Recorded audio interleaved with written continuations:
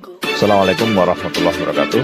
Selamat datang di BBC Budiono Pintar Channel. Jangan lupa tekan tombol like, beri komentar yang santun, dan subscribe agar selalu mendapat notifikasi tayangan baru dari kami. Terima kasih. Ya saya ulang lagi ya. Jadi sebab itu di Quran sering ada kata i'lamu, kenalilah, ketahuilah. Jadi awal dari agama ini adalah harus tahu. Maka menyangkut harus tahu ini lalu Allah bikin media. Media itu apa saja. Tapi lalu kita bisa berdebat tentang media. Itu yang kita tidak tahu nanti hisabnya di depan Allah Subhanahu wa taala. Saya sampai sekarang itu nggak tahu, nggak pernah bilang halal, nggak pernah bilang haram. Misalnya gini ya buat ini dengerin ya. Di Korea ini sering teman-teman cerita. Ada beberapa majikan yang baik sama umat Islam, yang bekerja-bekerja Muslim. Itu kalau dipamiti sholat, kan, Pak majikan saya mau sholat. Sholat itu apa? Mereka bilang dengan bahasa analogi di Korea. Pokoknya sholat itu sembahyang. Ketika sholat itu ditanya sama orang Korea, loh kamu itu sembahyang kok tidak ada patungnya? Karena pengetahuan mereka yang namanya sembahyang itu ada patungnya. Ada yang baik, apa sekalian tak belikin patung? Jadi wong Islam pas sholat tuh didelok ngarepe dhuwure kok gak ono patung. Ono sing ape sujud tuh digambarno salib. Mergo dekne denger-denger kalau karena tidak tahu Islam itu apa. Sementing ada personifikasi Tuhan. Ada lagi ini yang agak ngeri. Ada pegawai Garuda karena dia agak terpelajar waktu sholat dia sholat sama krunya di mall. Itu langsung security mall nelpon polisi. Ini ada ritual teroris gitu. Jadi sholat itu dianggap mukadimah sebelum ngebom. Jadi ritual. Pertanyaannya adalah karena mereka tidak pernah ngerti sholat itu kayak apa. Dan kadang-kadang orang ngerti bahwa sholat itu adalah ritual umat Islam itu lewat media. Media itu bisa berita, bisa dokumenter, bisa apa saja. Kita tidak pernah tahu cara Allah mengertikan. Seperti kita tidak pernah tahu madzhab Mu'tazilah, tahunya itu dari kitab-kitab ahli sunnah wal jamaah. Coba kita semua misalnya tahu madzhab yang aneh, Mu'tazilah, Jabariyah, Qadariyah, itu dari kitab mereka apa dari kitab ahli sunnah? Dari kitab ahli sunnah. Maka bisa saja informasi keburukan itu dari orang baik dan informasi kebaikan dari orang buruk. Kita tidak pernah tahu. Karena ini yang bisa ngelola hanya Allah Subhanahu wa taala. Tidak bisa, kita tidak bisa, hanya Allah yang bisa. Maka perdebatan Ahmad bin Hambal dengan Haris al-Muhasibi itu seperti itu. Misalnya gini, tak kiri contoh. Haris al-Muhasibi itu orang alim allamah. Dia ahli sunnah mandat, pokoknya ahli sunnah sekali. Dia mau ngarang kitab tentang dia menentang Mu'tazilah, menentang Qadariyah, menentang Syiah. Terus setelah mau ngarang kitab, ditanya sama Imam Ahmad, ya Haris, kalau kamu ngeritik Mu'tazilah, awalnya gimana caranya kalau ngarang kitab? Ya saya cerita pendapat mereka dulu, lalu saya saya tentang. Imam Ahmad guyu-guyu. Bukankah setelah kamu cerita mazhab mereka plus argumentasi mereka, jangan-jangan pembacanya sudah tertarik. Pas kamu nentang, kamu sudah dianggap gawe-gawe. Karena kadung tarik. Saya tak contoh wae, misalnya gini, kowe sekarang rasa bareng dadi wong soleh biasa wae. Aku ono gambar wong wedok montok tak tulis, hindari ini. Kira-kira dia moto hindari apa gambare? Enggak jawab ya, kira-kira lho. Sing mbok nikmati kata hindari apa? Sing mbok eling-eling kalimat hindari apa gambare? Kira-kira. Padahal tulisannya apa? Hindari bahaya ini. Bahaya ndi terus didelok. Terus sing dieling-eling ora hindarine tapi sama. Pendapat Mu'tazilah itu ada yang menarik. Misalnya gini, menurut Mu'tazilah, seseorang masuk neraka ya karena amalnya, masuk surga ya karena amalnya. Apa artinya kalau masuk surga karena fadl Allah? Lalu gunanya amal apa? Mungkin pembaca kan tuh, wah ini proporsional ini. Gak ada ahli sunnah, jadi bus warga mereka fadl pangeran. Kok enak? Lalu gunanya amal apa? Padahal dia tahu pendapat Mu'tazilah itu dari kitab itu, kitabnya orang ahli sunnah. Gak pernah tahu kita. Ya saya ulang lagi. Itu kan ibarat kayak KUHP. Kamu baca KUHP draft, terus kamu cocok. Kamu mesti nyalahkan yang demo. Atau baca buku selebaran orang demo, kan terserah kamu. Kamu kan punya akal, kan tetap milih.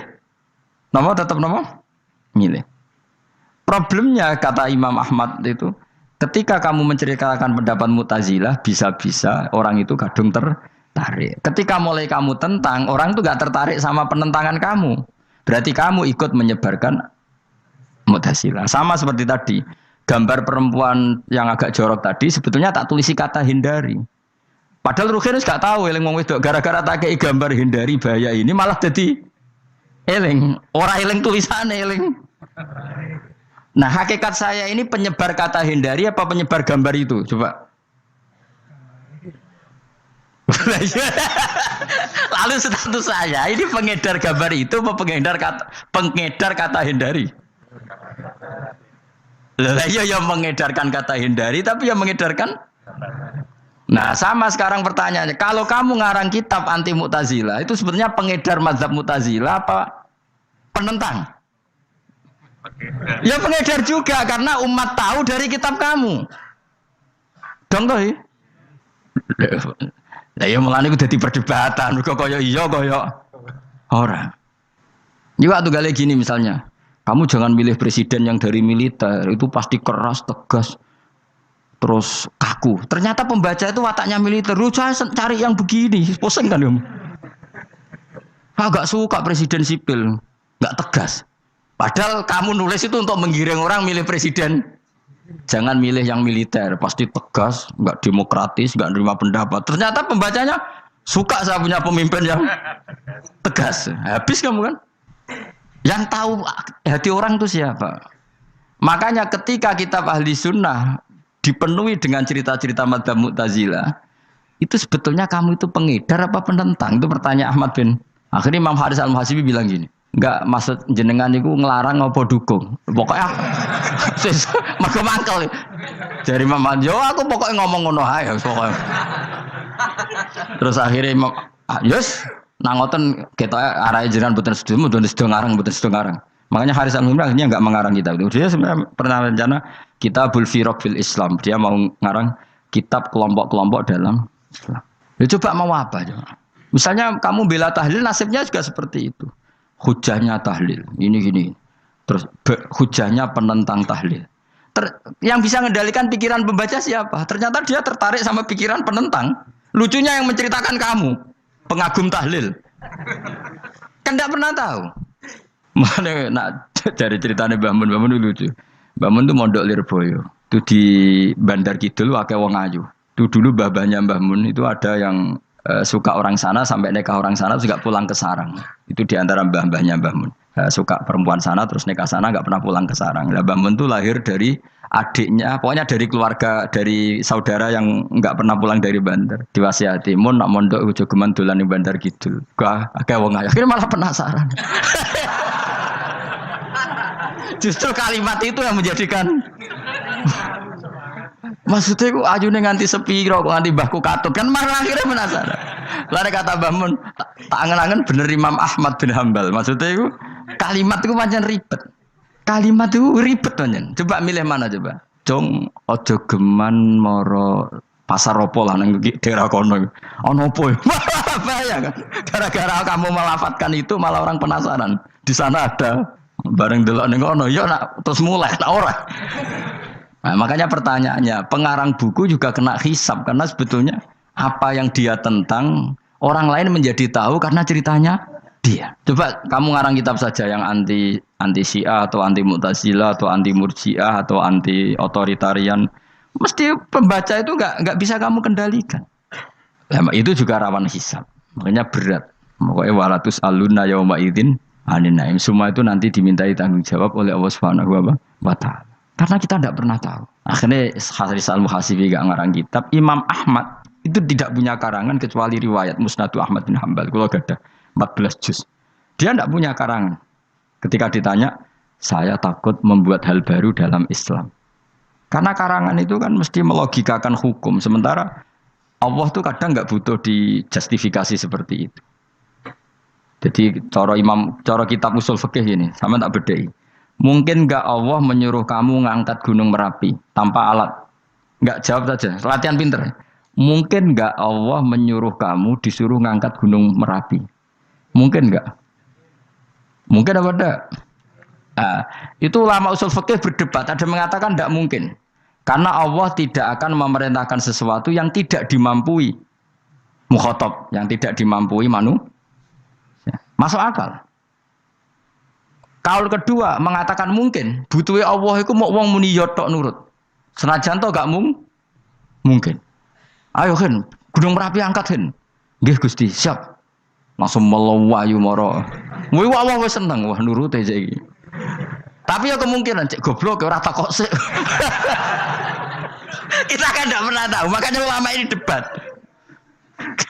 Kira-kira nak Hen Gunung Merapi angkat.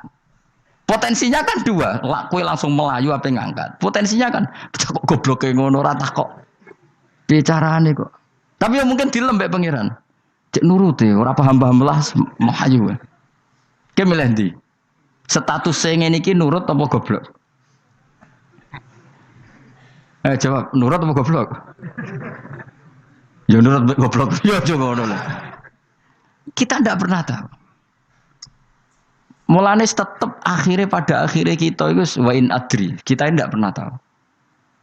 Tapi kita tahu bahwa semua ada hikmahnya. Makanya kadang orang alim itu bilang saya alim, kadang bilang saya tidak tahu. Maksudnya kita tahu Allah memerintahkan pasti ada hikmahnya, tapi kita tidak tahu maksudnya apa. Ya sudah seperti ini. Akhirnya dunia ya sudah seperti ini. Ya kadang ngerti, kadang nggak ngerti. Ya sudah biasa ya. Kalau kita tak tahu sesuk isih urip to ora. Iki jawab. Muni ra roh iku nyatane yo koyo roh. Muni roh yo ora roh nak mati. Mulane sudah. Kadang takoki sesuk iku jeng yo ziarah nggih, Mbah. Tapi kadang wallahu alam, Mbah, insyaallah. Ya karena memang ya enggak pernah tahu. Karena apa ya? Wis ra kena diterangno, Kang. Mulane kula niku gadah kitab-kitab perdebatane ulama, nak gejol-gejolkan ngoten niku. Saya ulang lagi ya, kalau kamu mengarang kitab menentang pendapat Mu'tazilah, itu artinya kamu menceritakan pendapat Mu'tazilah, lalu menyebarkan kesalahan mereka. Pertanyaannya, pembaca pertama kali tahu pendapat Mu'tazilah gara-gara cerita kamu.